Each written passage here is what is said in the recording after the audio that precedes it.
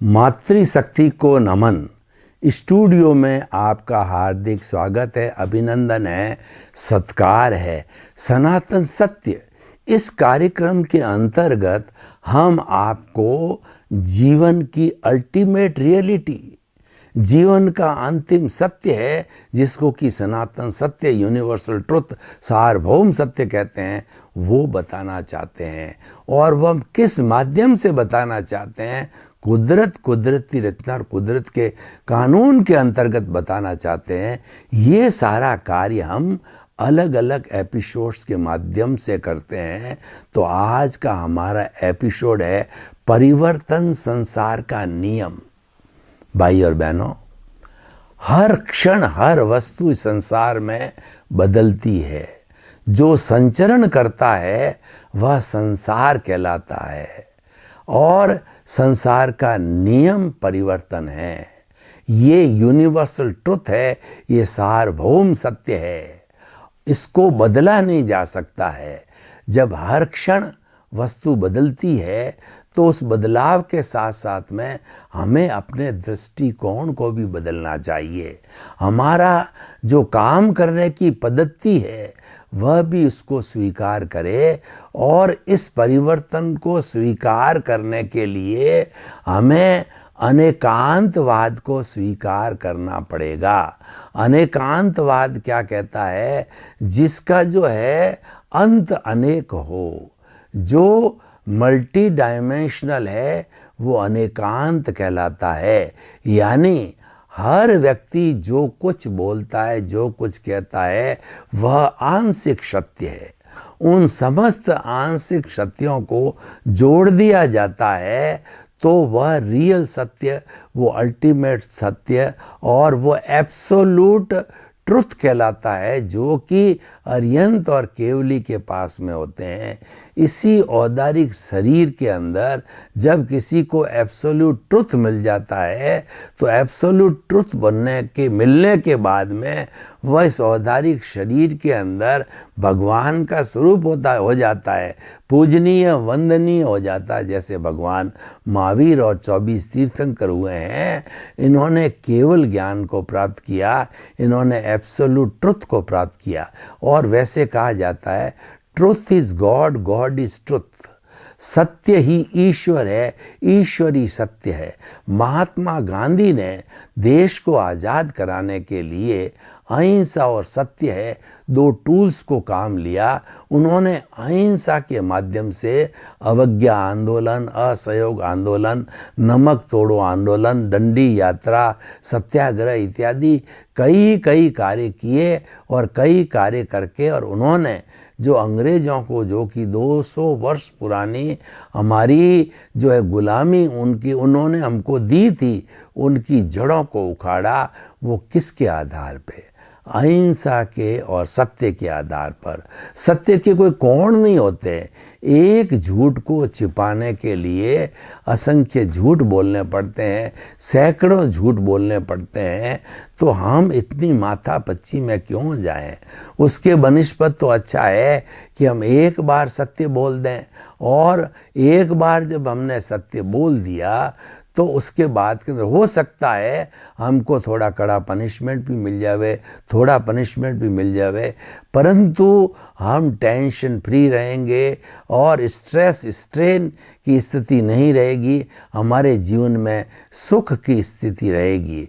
हम आपको बताना चाहते हैं, उदाहरण के तौर पर मान लीजिए आपसे कोई गलती हो गई और मामला कोर्ट के अंदर चला गया, तो आपने जज के सामने अपनी गलती को कन्फेस कर दिया, तो जज को जो है दोनों तरफ के वकील, साक्ष्य इत्यादि बहुत सी चीज़ों को जुटाने की ज़रूरत नहीं पड़ेगी, और वह भी चिंतन करेगा कि ये जो गलती करने वाला है कितना सज्जन व्यक्ति है, उसने अपनी गलती को स्वीकार क्यों किया? क्योंकि वह शुद्ध होना चाहता है। To err is human. इंसान गलती का पुतला है, लेकिन वो गलती करके अगर स्वीकार करे कि गलती मेरे से हुई है, उसको हम दार्शनिक भाषा में आलोचना कहते हैं। तो शुद्धिकरण के 4 उपाय बताए गए हैं। तो ऐसी स्थिति के अंदर वह शुद्धिकरण के स्वरूप जब वह उस गलती को स्वीकार करता है तो जज भी समझता है और जो सजा उसको साक्ष्य और वकीलों के डेलिब्रेशंस के आधार पे मिलने वाली थी उससे काफ़ी कम हो जाती है, क्योंकि जज संतुष्ट हो जाता है उस व्यक्ति की ईमानदारी से। ये क्यों हुआ? ये सत्यवादिता से हुआ। इसीलिए जो है वह सत्य जीवन का एक अंग बनना चाहिए। और हम बात कर रहे थे कि परिवर्तन संसार का नियम है, तो ये तो होता रहेगा, परंतु उस बदलते हुए नियमों के अंदर, बदलते हुए परिवर्तन के अंदर हम कैसे एडजस्टमेंट कर पाएंगे, ये सोचने की बात है। उसके लिए हमें प्रैक्टिस करनी पड़ेगी। उसके लिए हमारे पास में शादवाद और अनेकांतवाद बड़े सिद्धांत है। शादवाद तो जो एक मेथडोलॉजी है और अनेकांतवाद एक सिद्धांत है कि जो भी व्यक्ति बात करता है और उसके अंदर भी का उपयोग करता है कि मेरा भी मंतव्य है, मेरी भी बात है, मेरी भी आइडियोलॉजी है, मेरा भी विचार है, मेरा भी धर्म है, तो जब वो भी करता है इसका मतलब वह रिलेटिव होता है। और रिलेटिव होने पर वह जो है, रिलेटिव होने पर वह सच्चा हो जाता है। और एक व्यक्ति अपनी बात को आग्रह करके और वह मनवाता है कि यह जो मैं कहता हूँ वही सही है, मेरा धर्म ही सही है और केवल मेरा धर्म ही मुक्त कराएगा और जो है मेरी बातें ही आप मान्य करो। तो इसीलिए ही है वो एकांतवाद है और भी है अनेकांतवाद है।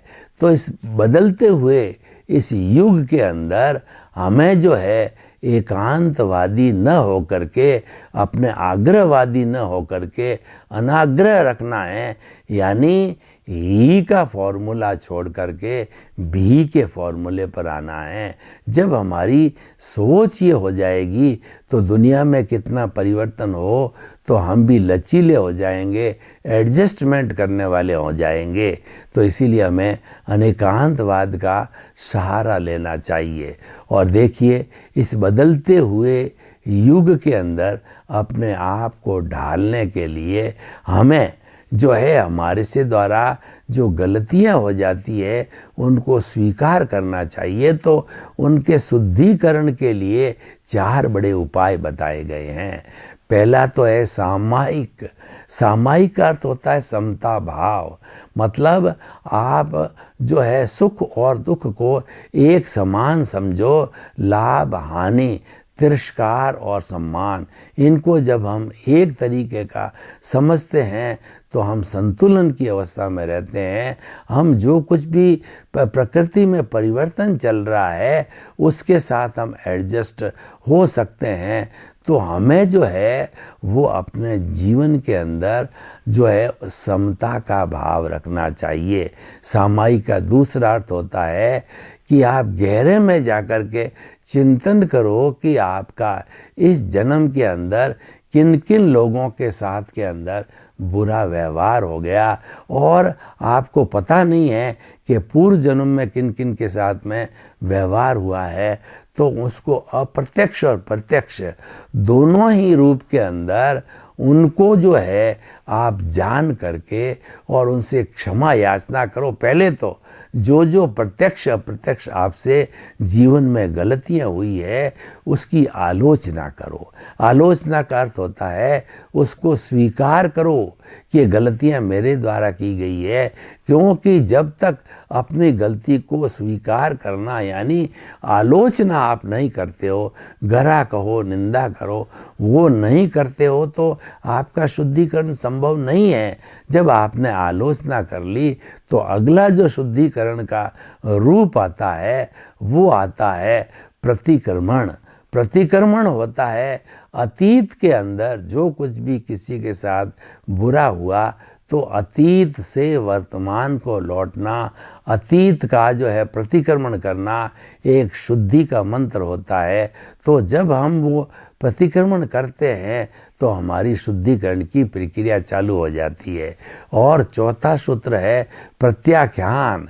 जीवन में हम पूर्ण रूप से शुद्ध होना चाहते हैं और हम चाहते हैं कि हमारी आत्मा मैली न हो, हमारे राग द्वेष नया जुड़े नहीं और पुराना है वह कर्मरज सारी शुद्ध हो जावे। उसके लिए प्रत्याख्यान करो। प्रत्याख्यान का अर्थ है कि मैं भविष्य के अंदर किसी भी व्यक्ति के साथ में बुरा व्यवहार नहीं करूँगा, किसी को दोषी नहीं देखूँगा, किसी के प्रति अभिप्राय या ओपिनियन नहीं दूंगा। यानी हमारा जो अधिकार क्षेत्र नहीं है वो हम उसके बाहर न जाएं। जब हम ऐसा करने लग जाएंगे तो जो शुद्धिकरण का मंत्र है वह मंत्र हमें जो है साक्षात रूप के अंदर प्रैक्टिकल के अंदर हो जाएगा और होकर के जो है हम अपने आप को स्वच्छ शुद्ध कर सकते हैं। और जब समस्त प्योरिटी की बात आ जाती है, यानी हमारी आत्मा सभी कर्मों से हल्की हो जाती है, तो ऐसे प्योरिटी की अवस्था के अंदर हमारा कॉजल बॉडी, लिंग शरीर, कर्म शरीर है, ज़ीरो हो जाता है। तो हमारी आत्मा इस स्थूल शरीर में टिक नहीं सकती और वह सिद्ध, बुद्ध और मुक्त बन करके और ब्लिस को प्राप्त हो जाती है। ब्लिस का अर्थ होता है शाश्वत सुख। तो भाई और बहनों, जो आज हमारा विषय है कि परिवर्तन संसार का नियम है, इसको हम टाल नहीं सकते, क्योंकि यूनिवर्सल ट्रुथ, सार्वभौम सत्य है। तो हमें इसके साथ एडजस्ट होना पड़ेगा, अपने आप को ढालना पड़ेगा। जैसे कि मोल्ड होता है, उस सांचे के अंदर किसी भी चीज़ की जो मूर्ति वगैरह जो बनानी होती है, उसको जो है लिक्विड फॉर्म में उस धातु को पिघला करके और फिर उसकी वैसी मूर्ति बनाई जाती है।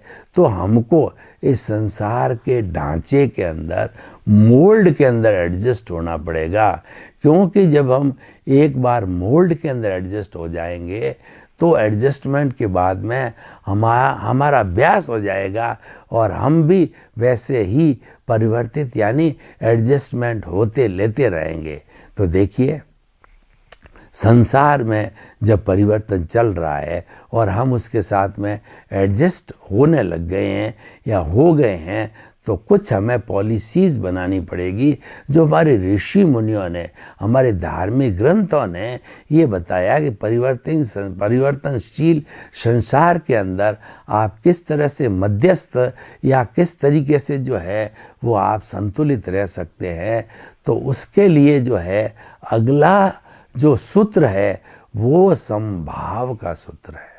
वो संभाव का सूत्र क्या होता है, जैसे जैसे ऋतुएं बदलती है, जैसे दिन और रात होते हैं और जैसे जैसे प्राकृतिक परिवर्तन आता है, तो आप उसको दोनों को एक समझो। यानी रात और दिन को, सर्दी को, गर्मी को, सुख और दुख को, और हमारे साथ जो कुछ भी तिरस्कार या सम्मान का बात चल रही है उसके अंदर अगर हम अपने आप को एक समान समझते हैं तो हम उस परिवर्तन के साथ में एडजस्टमेंट ले लेते हैं, उस व्यवहार के अंदर ढल जाते हैं। उसका नाम संभाव है। संभाव जीवन का एक बहुत बड़ा गुण है। परिवर्तन के साथ ढलने के लिए कुछ मूल्यों को, कुछ गुणों को हमारे जीवन में स्थान देना पड़ेगा। मात्र स्थान नहीं देना है, उसके साथ साथ में हमको अभ्यास करना है। और अभ्यास के लिए कहा गया है कि practice makes a man perfect. जो आदमी प्रैक्टिस करता हमेशा, तब वो परफेक्ट हो जाता है। लता मंगेशकर जब वो जिंदी थी तो लास्ट मोमेंट तक उन्होंने जो है वो जो स्वर कोकिला थी और एवरी डे वह गाने की प्रैक्टिस करती थी। इसीलिए करती थी कि वो कहा करती थी कि मैं प्रैक्टिस को छोड़ दूंगी तो मेरी स्वर विद्या को भूल जाऊंगी और इस हुनर को, इस विद्या को मैं भूलना नहीं चाहती हूँ।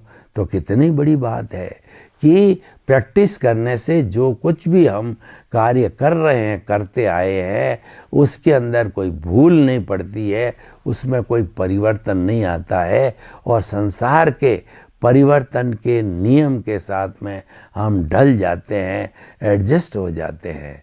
और देखिए, इसके लिए एक सूत्र और देता हूँ मैं आपको, वो है टकराव टालिए, क्योंकि परिवर्तन हो रहा है। घर के अंदर बहुत से सदस्य होते हैं, इस परिवर्तन के तहत वो कुछ तरह की बात कहते हैं, तो हमें उस टकराव में नहीं पड़ना है। वो कहता है कि मैं कहता हूँ वो सही है, मेरी बात को मानो, और आप मानना नहीं चाहते हो, आपने उसकी क्रिया की प्रतिक्रिया कर दी, तो टकराव हो जाएगा। और टकराव इस कदर से हो जाएगा कि ये क्रिया प्रतिक्रिया कई बार बढ़ती रहती है और क्रोध में आकर के वो लोग पुलिस कार्रवाई तक चले जाते हैं या कोर्ट तक भी पहुंच जाते हैं, और उसके परिणाम लंबे समय तक जो है चलता रहता है और उसका रिजल्ट भी नहीं आता है। यानी उस परिणाम का जो है वह बताना भी बहुत लंबा समय लेता है। तो कुल मिलाकर के जो है हम टकराव करने से बहुत बड़े कष्ट और दुख की स्थिति में चले जाते हैं। तो संसार में होने वाले परिवर्तन के साथ में आप एडजस्ट होना चाहते हो तो टकराव टालिए, नो क्लैशेस। हमें एक दूसरे के साथ क्रिया प्रतिक्रिया करके जो है वो किसी तरह के कष्ट को, दुख को या डिफरेंसेस को खड़ा नहीं करना है। तो ये सूत्र है। इस तरीके से हम और भी सूत्रों को ले सकते हैं। और जो परिवर्तन जो होता है वह ये हमारे उन जो है प्रकृति के उन घटकों पर निर्भर करता है। हमारी प्रकृति 5 भूतात्मक है, पृथ्वी, जल, अग्नि, वायु और आकाश से बनी हुई है। अगर ये 5 भूत संतुलित है, हम आयुर्वेद की भाषा में बात करें तो वात, पित्त, कफ सम है। यह जो है हमारा तमस, रजस और सत्व गुण है वो समभाव में है, वो समता के अंदर है। तो परिवर्तन सामान्य होगा और परिवर्तन में बहुत बड़ा उतार चढ़ाव नहीं आएगा। प्राकृतिक परिवर्तन में उतार चढ़ाव कब आता है कि हमारी इस पृथ्वी की सेंटर ऑफ ग्रेविटी, जिसको कि CG बोला जाता है, वह डिस्टर्ब हो जाती है। तो धुरी पर घूमती घूमती हमारी पृथ्वी कुछ एंगल पे टेढ़ी हो जाती है और टेढ़े होने के निमित्त से वह में सुनामी, अतिवृष्टि, अनावृष्टि, भूकंप, महामारी, जो कोरोना की महामारी आई है वह भी इसी पृथ्वी के अधिक दोहन के कारण आई है। आज का जो मनुष्य है इस नेचर माँ का, इस प्रकृति का और इस कुदरत का ज़बरदस्त दोहन करता है। वह इस पृथ्वी का पेट चीर करके वो हज़ारों हज़ारों जो है वो मीटर नीचे जा कर के पेट्रोलियम पदार्थ, पानी या जो मिनरल्स वगैरह जो है निकालता है, और इस पृथ्वी के अंदर गहरे छेद होने के कारण जो है इसकी CG डिस्टर्ब होती है। और CG डिस्टर्ब होने का अर्थ ये है कि कोई न कोई जो है घातक बीमारियां, घातक महामारियां और घातक भूकंप इत्यादि जो है हमको मिलते हैं। तो हम ये कहना चाहते हैं कि जो प्राकृतिक नियमों के अंतर्गत जो कोई भी परिवर्तन आ रहा है उस परिवर्तन में हम सम रहें, उस परिवर्तन के अंदर हम डिस्टर्ब नहीं होना चाहिए, दोनों को एक साथ समझ करके और हमारे जीवन का उत्थान करना चाहिए। तो भाई और बहनों, आइए आज हम इस एपिसोड को ओपन टू दी ऑडियंस करते हैं। आज हम ऑडियंस से परामर्श लेते हैं कि इस टॉपिक के बारे के अंदर कि परिवर्तन संसार का नियम है, तो उसके अंदर उनके सुझाव, उनके प्रश्न, उनकी जिज्ञासाएं और उनके समाधान को इंक्लूड करना चाहते हैं। तो उसको इंक्लूड करने से जन भावनाओं का हम आदर करेंगे, और जन भावनाओं का आदर करने से हमारी बात भी होलिस्टिक हो जाएगी। तो हम उन जन भावनाओं का आदर करके अगर इस सिद्धांत की बात करें तो ये बहुत बड़ा उपयोगी सिद्धांत है और ये सनातन सत्य है। जो ये सिद्धांत जिसकी हम बात कर रहे हैं, यूनिवर्सल ट्रुथ है, ये सार्वभौम सत्य है, और यह जो है परिवर्तन संसार का नियम है, यह इसको टाला नहीं जा सकता है। ऐसा कभी हो ही नहीं सकता कि दुनिया के अंदर भूतकाल में वैसी थी, वर्तमान में भी ऐसी है और भविष्य में ऐसी रहेगी, ऐसा हो नहीं सकता। तो इसीलिए हमें कुदरत के नियम को, कुदरत की रचना को, कुदरत के कानून को स्वीकार करना चाहिए, और जो सृष्टि का नियम है कि परिवर्तन संसार का नियम है, तो परिवर्तन होने दीजिए।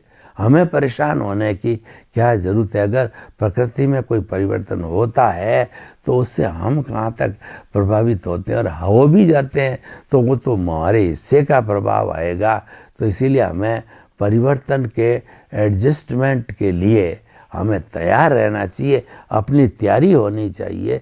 और हम अगर तैयार हैं, जो प्राकृतिक परिवर्तन हो रहा है हम उसके लिए तैयार हैं, तो व्यक्ति तैयार होते हैं, तो उस चीज़ का ज़्यादा जो है प्रभाव नहीं पड़ता है।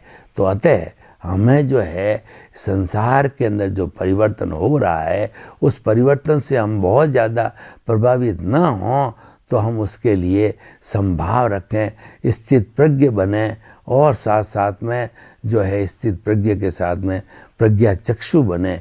यानी हम अपने जीवन को जो परिवर्तन हो रहा है उसके अनुरूप ढालते जाएं, तो हमें किसी प्रकार का कष्ट नहीं आएगा। अब आप देखिए कि परिवर्तन संसार का नियम है, तो जहाँ नदी नाले चल रहे हैं, कुछ वर्षों के बाद के अंदर वो सूख करके मैदान हो गए, और जहाँ पहाड़ दिखाई देते अरावली के पर्वत वगैरह, तो हम देखते हैं कि वो पहाड़ जो है अब धीरे धीरे बदल करके सैंड ड्यून्स के अंदर आ रहे हैं। तो ये सारा जो है वो नियम के तहत जो है प्रकृति में बदलाव आता रहता है। और वो प्रकृति की हम बात करें तो हमारा जीवन भी उस प्रकृति का एक रोल मॉडल है। यानी जो जे पिंडे थे ब्रह्मांडे, जो पिंड में है वही ब्रह्मांड के अंदर है। प्रकृति से जो है जैसा हमने ये जीवन पाया है, उसमें वही गुण हैं जो ब्रह्मांड के अंदर है। तो उन गुणों के द्वारा भी हम अपने परिवर्तन के अंदर एडजस्टमेंट कर सकते हैं। उदाहरण के तौर पर देखिए कि 3 तरह के भाव होते हैं। पहला एक सत्व भाव होता है, दूसरा रजस्व भाव होता है, और तीसरा होता है वह सत्व भाव होता है, और वो जो है तमोगुण होता है। देखिए तमोगुण वाली प्रकृति जो है वह हिंसा कराती है, वह उपद्रव कराती है, वो तांडव नृत्य कराती है। तो ऐसी स्थिति के अंदर जब ये पृथ्वी हो जाती है तो उसके कारण सुनामी आते हैं और भूचाल आते हैं, और उसके कारण जो है अर्थक्वेक होता है, महामारियाँ कोरोना जैसी और भी कई तरह की आती है। तो वो जो है सब असंतुलन के कारण आती है। तो हम एक बात कहना चाहते हैं कि हमें जीवन के हर क्षेत्र के अंदर जो है संतुलन को स्थान देना चाहिए। जहाँ पर असंतुलन आ जाता है, इसका मतलब है कि धीरे धीरे जो है हम नुकसान की ओर जो है प्रयाण कर रहे हैं। और जब संतुलन आता है तो ये समझना चाहिए कि इस संतुलन के साथ साथ में प्रकृति में कितना ही परिवर्तन हो, लेकिन हम संतुलित हैं, तो उस परिवर्तन को हम स्वीकार करके भी, थोड़ा बदल के भी हम तो अपने स्थायी रह सकते हैं। तो संसार तो परिवर्तनशील है, लेकिन हमारे भीतर जो रियल पुरुषार्थ की हम बात करते हैं, हम आत्म जगत की बात करते हैं, तो वह जो है वह स्थायी है। पूरी दुनिया के अंदर एक चेतना को छोड़ करके शेष सारा है वो जड़ का पदार्थ है, और एक चेतना है वो मात्र एक चेतन का पदार्थ है। और वह जो चेतन तत्व है वह हर समय के अंदर, भूत भविष्य और वर्तमान के अंदर उसके मूल स्वरूप में कोई अंतर नहीं आता है। और उस मूल स्वरूप की प्राप्ति करना ही मुक्ति की बात होती है। और उसके मूल स्वरूप के अंदर असंख्य असंख्य गुण भरे हुए होते हैं। वो जो गुण होते हैं वो होते हैं हमारे जो है जीवन निर्माण के गुण होते हैं, क्योंकि चेतना है वो अपना आप में एक बहुत बड़ा महत्व रखती है। वो परिवर्तन कर सकती है, उतार चढ़ाव को झेल सकती है, संसार के परिवर्तन को झेल सकती है। और जो जड़ पदार्थ है वह नहीं झेल सकता, क्योंकि उसमें फीलिंग नहीं है, उसके अंदर सुख दुख की अनुभूति नहीं है। जो भी उसके साथ के अंदर घटित होता है उसके अनुरूप जो है वो ढलता जाता है। तो हम आज के इस विषय को निष्कर्ष के रूप में लेना चाहें कि परिवर्तन संसार का नियम है, कोई बात नहीं, हम उस नियम के तहत अपने जीवन को ढालें। आपके प्रति मंगल भावना, शुभकामना, आपका जीवन आनंदमय हो, मंगलमय हो और अपने परिवार के साथ में समाज की सेवा करके, परोपकार करके आप अपने जीवन को धन्य बनावें। आपके प्रति मंगल भावना।